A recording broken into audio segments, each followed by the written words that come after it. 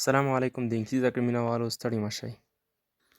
هیله ده چې روغ او جوړ به وئ او زموږ ویډیوګانو به د انګلیسي په زده کړه کې درسره پوره همکاري کړې وي. د انګلیسي زده کړې پروګرام په دې ویډیو کې مې ستاسو لپاره یو څه مهمې جملې راوړي دي. تر څو هغه جملې مې چې ستاسو لپاره راوړي دي ټولې واورئ او زده یې کړئ. نو درس به شروع کړو. لومړۍ جمله ده don't run. don't run. don't run معنی مه تښته. don't run مه تښته. دوهمه جمله ده where did you go. where did you go. where did you go معنی چېرته لاړ وې، چېرته تللی وې. او ډېر چې دی دغه د past tense auxiliary verb دی. او خوږو ملګرو د past tense په اړه ما یوه مستقله ویډیو درته جوړه کړې. تاسو کولی شئ چې هغه زموږ د یوټیوب چینل د ویډیوګانو په لیست کې وګورئ. where did you go چېرته تللی وې. have a good night. have a good night.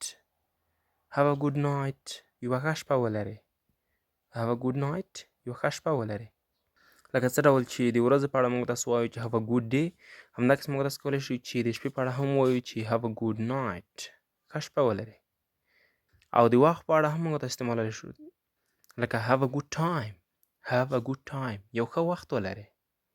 او بله مهمه جمله ده I want to be a teacher. I want to be a teacher. زه غواړم چې یو معلم شم. I want to be a teacher. زه غواړم چې یو معلم شم. تاسو کولی شئ چې دلته ټیچر بدل کړئ او بل هغه وظیفه چې تاسو غواړئ چې په راتلونکي کې شئ هغه ور واچوئ. لکه I want to be a doctor. I want to be an engineer. زه غواړم چې یو انجینر شم یا یو ډاکټر شم او داسې نور. او بله جمله ده please run fast. please run fast.